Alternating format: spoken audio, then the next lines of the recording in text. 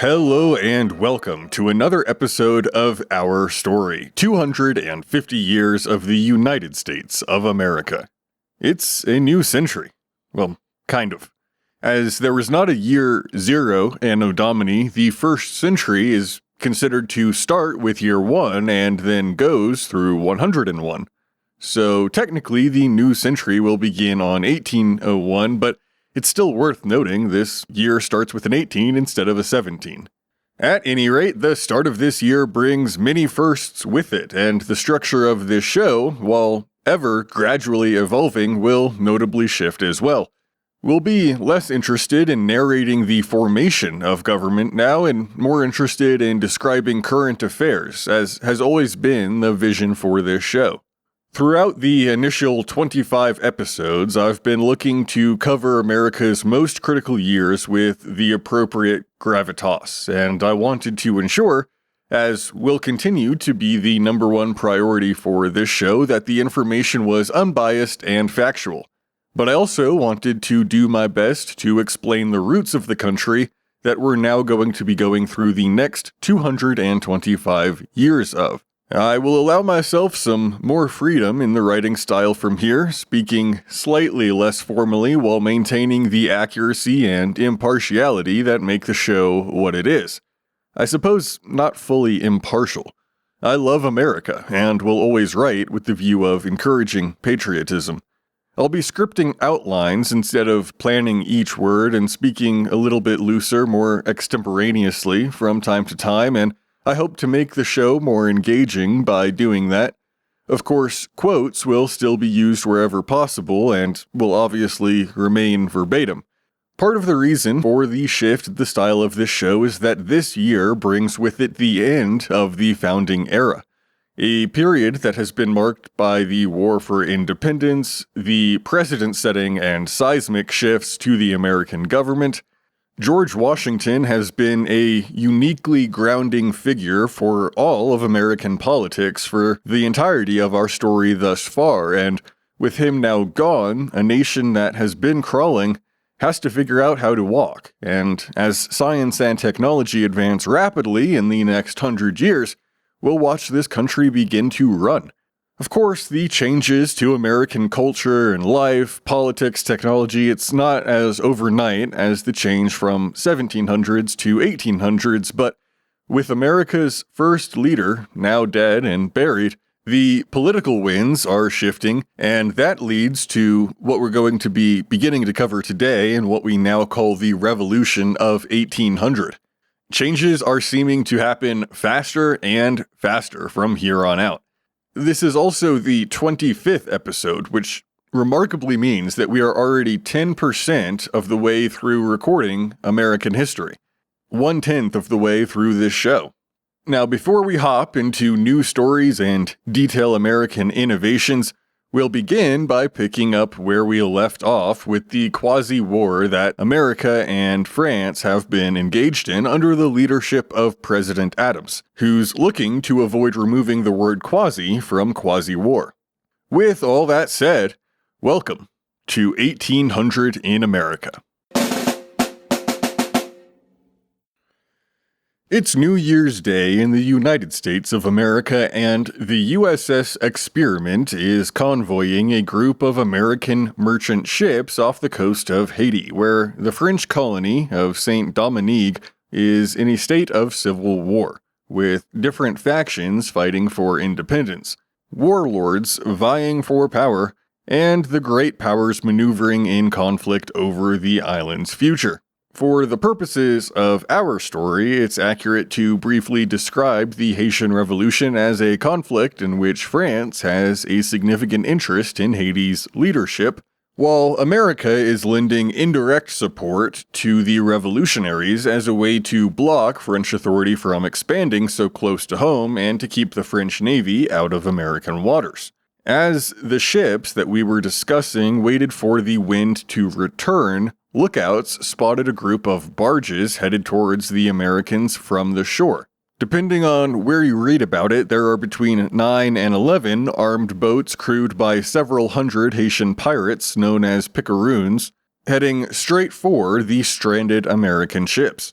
Over the course of 4 to 5 hours, the crew of the Experiment attempts to fight off the pirates, and they sink 2 enemy boats and kill or injure dozens of the attackers, but one of the merchant ships that's in the convoy is taken captive, with the captain killed by the pirates. Outnumbered and outmaneuvered, the Experiment nevertheless is able to save the crews of the 2 other ships before they're overwhelmed, and they abandon ship to row for the safety of the smaller US warship. In the entire encounter, there's only a single casualty in the crew of the USS Experiment, the first lieutenant, a young officer named David Porter, who's injured when a musket ball grazes his arm. Now, I was curious about the name USS Experiment and wanted to see if it was named because the ship itself was an innovation or if it was a reference to the American experiment. And I can't say definitively. The ship is not a standard design, though in general, no 2 ships are exact copies of each other at the time, and other ships that are in service at the moment are the Constitution, the United States, the Constellation, which is another subtle reference, the Congress, the President, the Eagle, and many others named for prominent locations, such as Philadelphia, Norfolk, Richmond, Boston, Delaware, and Chesapeake. There's also some named for notable individuals like the Green or the John Adams, the Pickering, and the Trumbull, so I would reckon that the Experiment is named in a similar pattern and is a reference to the American experiment, not a reference to the design of the ship being an experimental one. As we begin this year, we should note it is an election year, and as such, debates rage on in American newspapers. On the Federalist side, John Adams runs with Charles Cotesworth Pinckney, while Jefferson is running with Aaron Burr, all 4 men vying for president. In every presidential election after this one, the parties will have designated one candidate for the presidency and another for vice president. However, in this presidential contest, as has been the norm since '88, each elector nominates 2 men for the role, the man with the highest total number of votes becoming president. A staple of modern politics is making claims of what will happen if the country goes this way or that, sometimes in an apocalyptic fashion, and I tended to think that this was something new, and I was absolutely mistaken. The fight for control of the executive branch turns nasty in an unprecedented way this year. But before we get into all of that, on January 6th, President John Adams issues an official proclamation urging Americans to gather for Washington's birthday, February 22nd, publicly to testify their grief. He encourages suitable eulogies, orations, and discourses, as well as public prayer. During the 6 weeks of mourning that began in December, well over 300 eulogies were delivered in about 200 hamlets, towns, and cities. Massachusetts alone holds more than 100 memorial services in some 60 places. Speakers from all over declare Washington as the American Moses and hold his example up proudly against what are viewed as lesser men such as Cromwell, Napoleon, Caesar, and Alexander the Great. A common phrase to see on Masonic banners is Washington in glory, America in tears. Newspapers from the time abound with poets advertising their writings memorializing Washington. The Report of 1800, written by James Madison in response to the Alien and Sedition Acts, is adopted by the Virginia General Assembly in January, specifically the House of Delegates approving the report as amended on January 7th of 1800. The Virginia Senate approves it sometime within the following 2 weeks. It's well over 20,000 words, so we can't include it, but to summarize the report, Virginia asserts that the Constitution is a compact among the people of the states, meaning that the sovereign states are parties to it, and as parties to the compact, states hold the right to judge whether the federal government has overstepped its constitutional authority. This report does, however, clarify that declarations of unconstitutionality by states are non-binding and meant to guide public opinion, not judicial action. The report does dispute the idea that only the federal judiciary can interpret constitutional matters. Madison asserts that all branches are co-equal and that unchecked judicial authority can lead to a constitutional abuse. Thus, states also have a role in the interpretation of the Constitution, even if it is not binding. The report is to be cited in later Supreme Court decisions, and the theory of the Compact of the States is important for a couple of state and federal disputes that occur throughout the century. And of course, they have resurfaced in the modern day as well. The resolution for approval states, "Resolved, that the General Assembly find it to be their indispensable duty to renew, as they do hereby renew, their protest against the Alien and Sedition Acts as palpable and alarming infractions of the Constitution." While federalism has been the mainstream view of American politics, anti-federalist sentiment continues to grow and America becomes divided. The split is largely a regional one, as the election will once again prove. Federalists fear that Jefferson will return power to the states, dismantle the Army and Navy, and overturn Hamilton's financial system. The Democratic Republicans claim that the Federalists, by creating a large standing army, imposing heavy taxes, and using federal troops and the federal courts to suppress dissent, have shown contempt for the liberties of the American people. Federalists ramp up their attacks on Jefferson in the press throughout the year. Newspapers like the Gazette of the United States accuse Jefferson of atheism and support for Jacobean violence. His opponents call him an atheist in religion and a fanatic in politics. They claim that he is a drunkard and an enemy of religion. The Federalist partisan paper Connecticut Courant even warns that there is scarcely a possibility that we shall escape a civil war. Murder, robbery, rape, adultery, and incest will be openly taught and practiced if Jefferson is to win. Papers like The American Citizen, which leans to the Democratic-Republican side, begin issuing rebuttals, and Jefferson's supporters respond by charging that President Adams is a monarch who longs to reunite Britain with its former colonies. There is even a claim that the president had sent General Thomas Pinckney to England to procure 4 mistresses, 2 for himself and 2 for Adams, and President Adams even responds to this charge. Now, in researching this topic, I found a book from Robert Connor which answers a question I had about the nature of the relationship between Adams and Jefferson, 2 men who only 25 years ago were signing the Declaration of Independence together. He writes, "There is no single moment that marks the ending of their friendship, and neither of the statesmen, Adams or Jefferson, is solely responsible. Throughout, the Adams administration overtures to the Republican camp were made as late as February of 1799, when William Vans Murray was selected to spearhead peace negotiations with France. Conversely, the writings of Jefferson do not turn from warm support to harsh criticism overnight. An attempt to place blame solely on Adams, Jefferson, or a third party like Hamilton or Madison oversimplifies the circumstances that led to the disbanding of the partnership." He adds that events such as the publishing of private letters, the XYZ affair, and the Alien Sedition Acts have all helped to create a poisonous political atmosphere that ruins the personal friendship, ending what has been a dynamic partnership. Democratic-Republican societies begin laying groundwork for support in key swing states, especially Pennsylvania and New York, fighting not just in the press, but at public meetings and through the organization of clubs across the country. Now, before we begin looking into more stories of the year, let's look into the highly influential life of Edward Rutledge, a signer of the Declaration of Independence.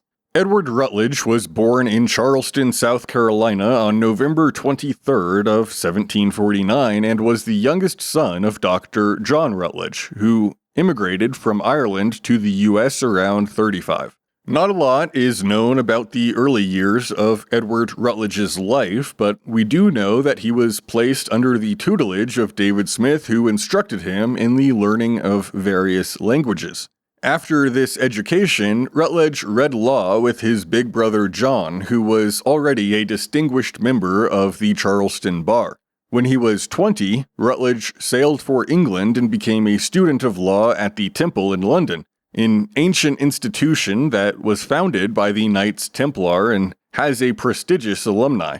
Rutledge returned to Charleston in 73 to practice law, and despite his young age, quickly gained recognition as a patriot when he successfully defended a printer, Thomas Powell, who had been imprisoned by the Crown for printing an article critical of the Loyalist upper house of the colonial legislature. Rutledge enjoyed a happy home life and public success in the succeeding years.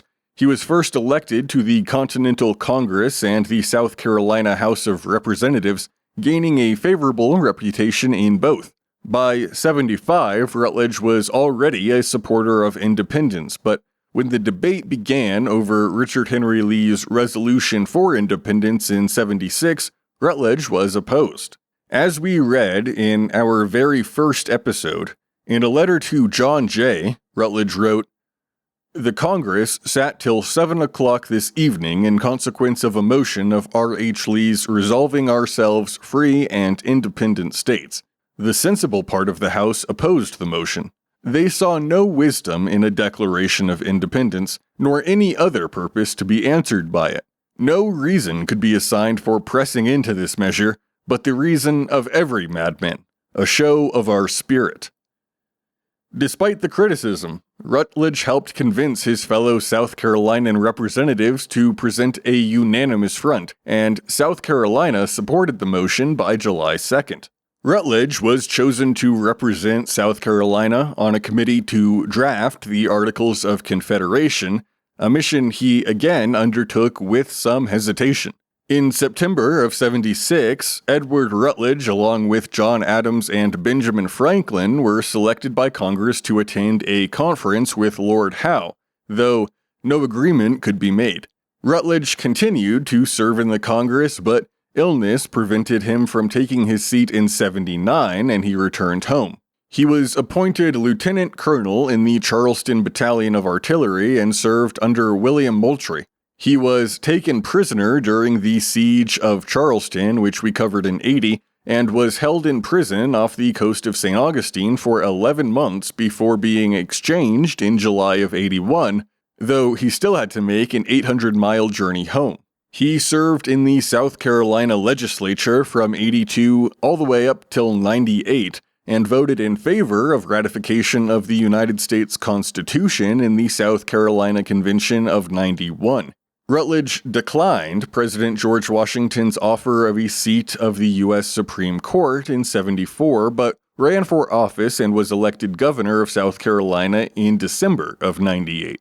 Edward Rutledge dies on January 23rd of this year while still serving his state as governor.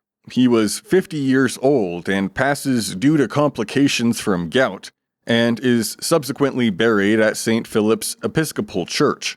Interestingly, his original home in Charleston still stands at the time of recording, and you can see photos of it on our X today. This home predates the United States, being built in 1763.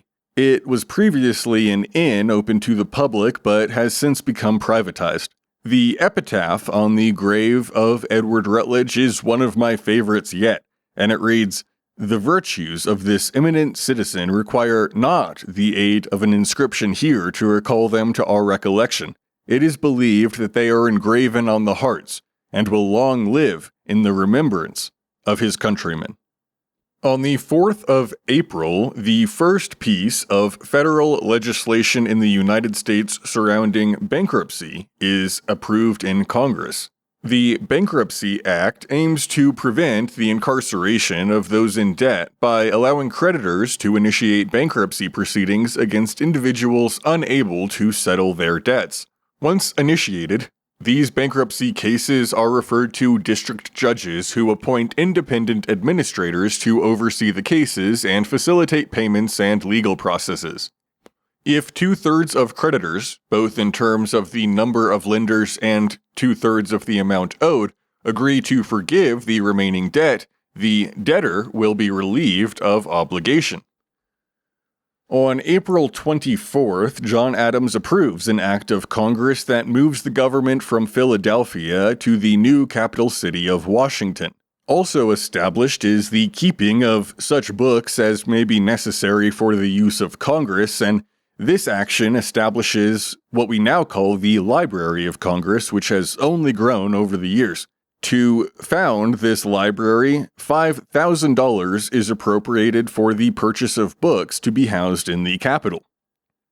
Now, at the end of April, New York holds its legislative elections, which will determine which party will control the state legislature, and thus who appoints New York's electors, and this year the stakes are immense. The Federalists, despite their established system, are relatively disorganized, with Republicans swooping in and organizing at the state and local levels. Aaron Burr helps to win control of the New York legislature and secure the state's 12 electoral votes for the Republicans in a major strategic victory. This causes Federalists to grow concerned, and Hamilton, again using his prominence to meddle in the national election by privately writing letters to allies, urges reorganization and the consideration of alternative Federalist presidential candidates, campaigning to elevate Pinckney, hoping to sideline Adams while still defeating Jefferson. Again, despite Hamilton's best efforts, Adams remains the favorite. The Jeffersonians have better message discipline and are able to focus on unity. They circulate printed pamphlets and articles to counter claims of radicalism and impiety from the Federalists.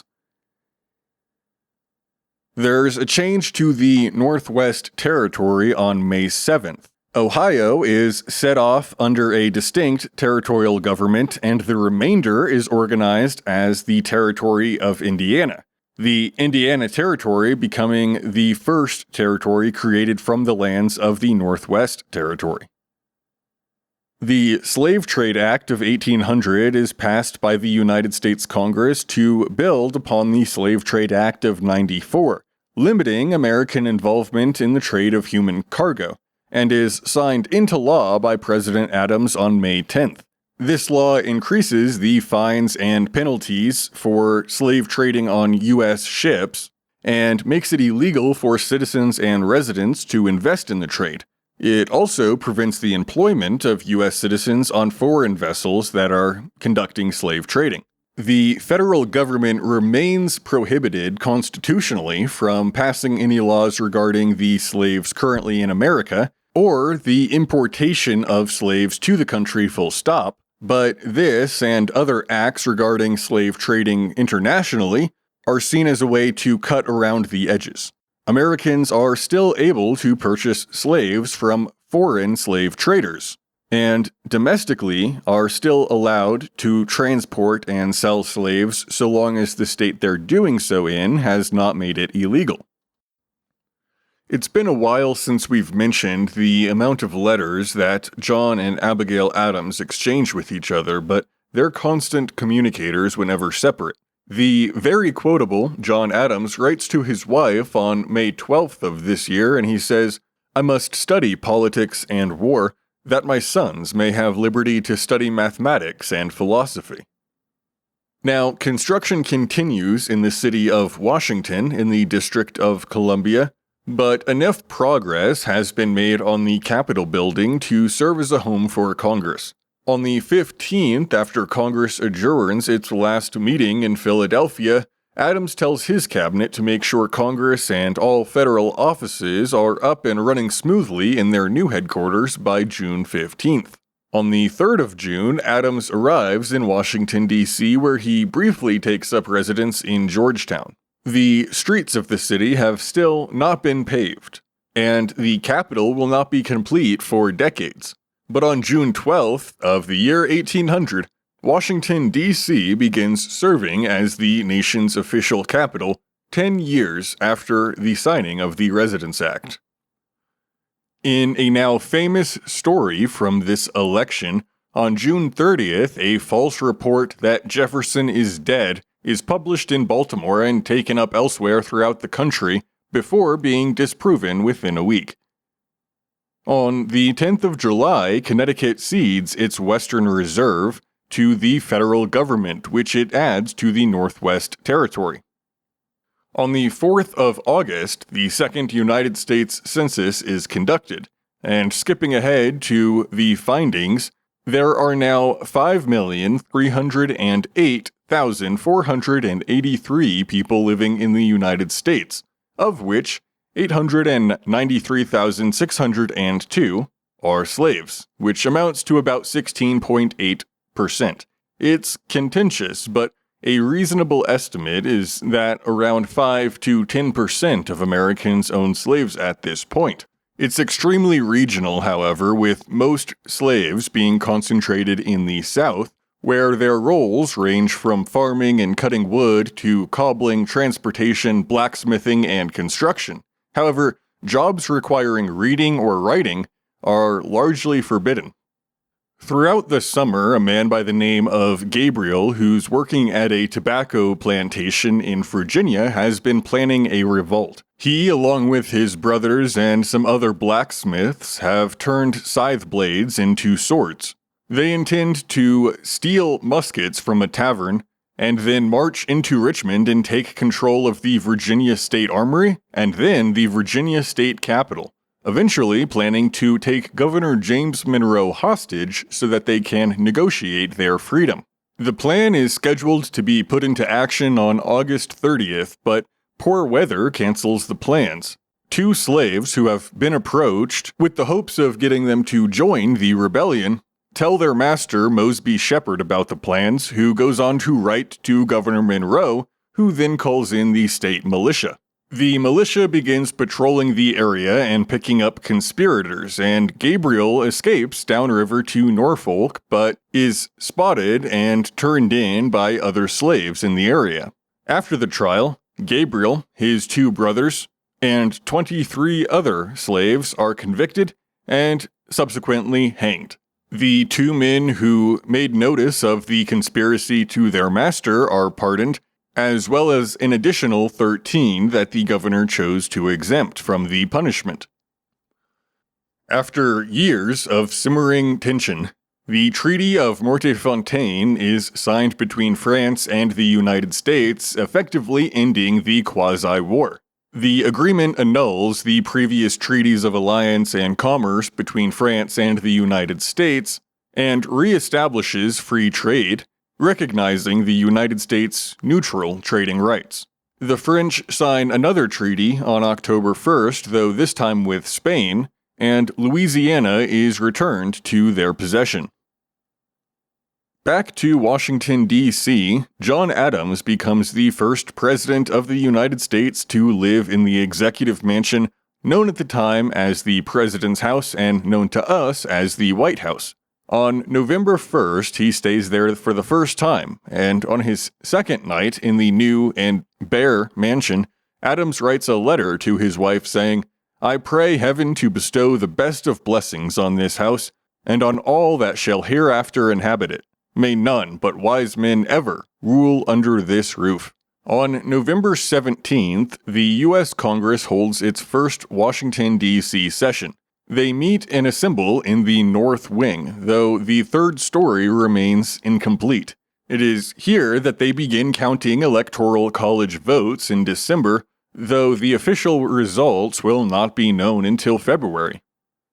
Hamilton, always with his ear to the ground, writes to his friend Oliver Wolcott, "It is now, my dear sir, ascertained that Jefferson or Burr will be president, and it seems probable that they will come with equal votes to the House of Representatives. It is also circulated here that in this event the Federalists in Congress, or some of them, talk of preferring Burr. I trust New England, at least, will not so far lose its head as to fall into this snare. There is no doubt but that upon every virtuous and prudent calculation, Jefferson is to be preferred. He is by far not so dangerous a man, and he has pretensions to character. As to Burr, there is nothing in his favor. His private character is not defended by his most partial friends. He is bankrupt beyond redemption, except by the plunder of his country. His public principles have no other spring or aim than his own aggrandizement per fas et nefas. If he can, he will certainly disturb our institutions to secure to himself permanent power, and with it wealth. He is truly the Catiline of America, and if I may credit Major Wilcox, he has held very vindictive language respecting his opponents. But early measures must be taken to fix on this point the opinions of the Federalists. Among them, the different motives, Burr will find partisans. If the thing be neglected, he may possibly go far. Yet it may be well enough to throw out a lure for him, in order to tempt him to start for the plate and thus lay the foundation of dissension between the two chiefs. You may communicate this letter to Marshall and Sedgwick. Let me hear speedily from you in reply. We'll read Marshall's response next year, but there's something worth noting in Hamilton's letter when he says that Jefferson is by far not so dangerous a man as Burr. Of course, Hamilton means that in the political sense, but his words prove to be prophetic, and if you know your history, you may know what I'm talking about. But for today, that is where the episode ends.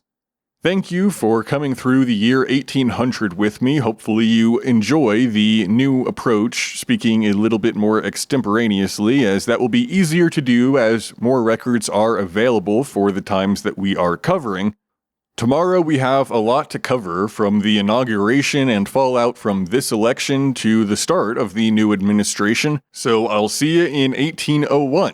This has been Our Story, 250 Years of the United States of America, and as always, thanks for listening.